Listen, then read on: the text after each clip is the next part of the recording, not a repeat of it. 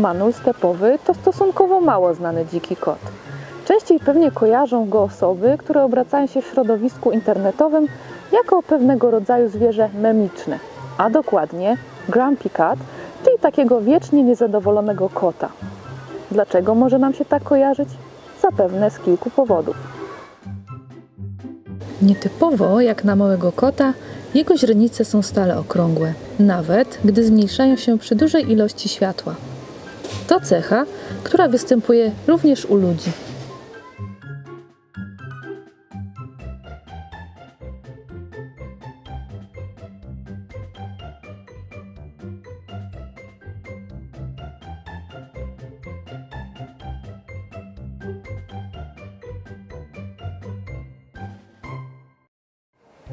Coś w tym jest, że częściej bawią i interesują nas zwierzęta, które bardziej przypominają nas pod jakimś względem. Dlatego też tak wiele ludzi uwielbia obserwować małpy, naszych najbliższych krewnych w świecie zwierząt, oraz ptaki takie jak sowy czy pingwiny, które charakteryzuje postawa wyprostowana, a u sów dodatkowo frontalne ułoczenie oczodołów. Wracając do manuli. Ich umaszczenie na pyszczku może powodować wrażenie, że widzimy u nich brwi. Oczywiście jest to jedynie nasza wyobraźnia, która bardzo często stara się doszukiwać cech ludzkich u zwierząt. Te ciemniejsze linie nad oczami tworzą wrażenie właśnie brwi. I to takich trochę wykrzywionych, niczym w złości czy też zdziwieniu. Poza tym manul należy do kotów naprawdę puchatych, czyli z gęstym i dłuższym futrem. Dzięki temu na pewno zaskarbił sobie jeszcze większe grono wielbicieli.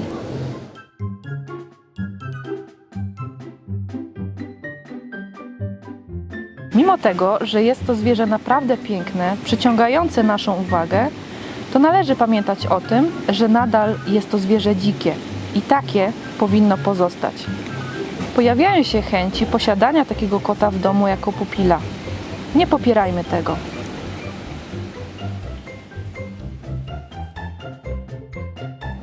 Powiedzmy sobie teraz więcej o samym gatunku i o jego przystosowaniu do życia w trudnych warunkach, na stepowych i górzystych terenach w Azji, od Iranu po Mongolię. Potrafi żyć nawet na wysokości ponad 5000 metrów nad poziomem morza.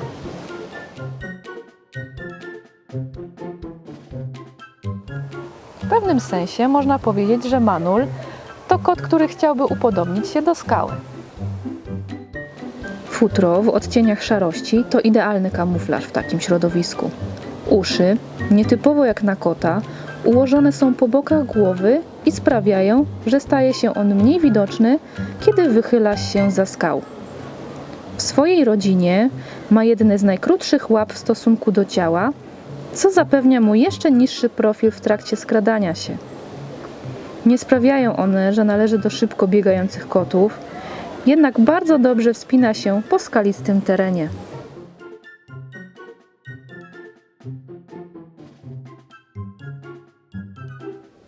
O futrze manuli już nieco sobie wspomnieliśmy, jednak warto jeszcze zaznaczyć, że jest on kocim rekordzistą, jeżeli chodzi o gęstość futra.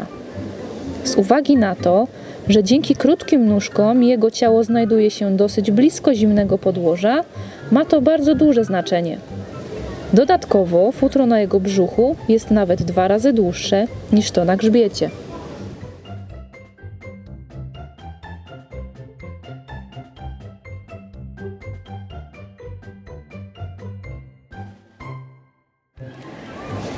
Cechą charakterystyczną manula jest także bardzo mały nos. Możemy zadać sobie pytanie, dlaczego?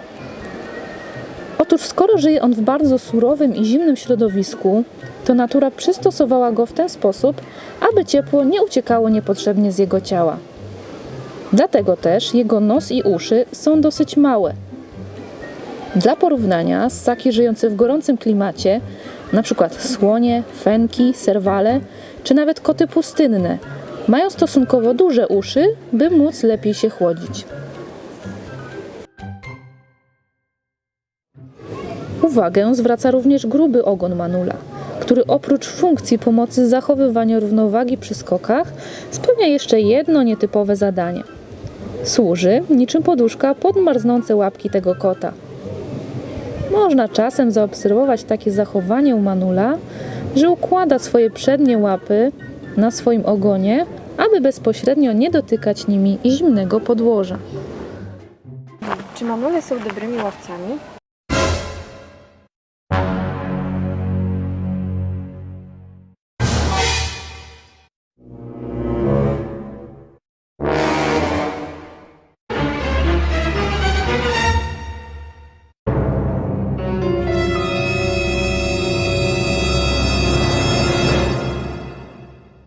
Średnio 1 na 3 polowania kończy się sukcesem, co i tak nie jest złym wynikiem. Bombastic side eye. Criminal offensive side eye. Polują one głównie na małe gryzonie, ptaki oraz szczekuszki. Manul stepowy to zwierzę, które pojawiło się już przed około 2 milionami lat. Początkowo był uważany za przodka kota perskiego. Teraz wiemy już, że to nieprawda. Co ciekawe, łacińska nazwa otocolobus oznacza okaleczone ucho, a dokładnie otos, ucho, kolobos, okaleczony. Wiąże się to oczywiście z nietypowym wyglądem uszu tego kota. Manule stepowe to koty żyjące w bardzo trudnym środowisku, w którym oprócz różnych zagrożeń naturalnych czyhają na nie zagrożenia z powodu niestety działalności człowieka. To wszystko sprawia, że średnia życia manula w naturze nie przekracza 4 lat. W warunkach ogrodu zoologicznego mogą dożyć kilkunastu lat. Niedawno do Gdańskiego Ogrodu po raz pierwszy w historii zoo przyjechał przedstawiciel tego gatunku kotowatych. To młody, 2-letni samiec, ma na imię Manuel. Niedługo dołączy do niego młoda samica, która przyjedzie do nas z Berlina. Zapraszamy serdecznie do obserwowania naszego nowego mieszkańca. Pamiętajmy jednak o tym, że manul to zwierzę aktywne raczej o świcie i zmierzchu. Dlatego czasem dostrzeżenie go na wybiegu wymaga małej cierpliwości.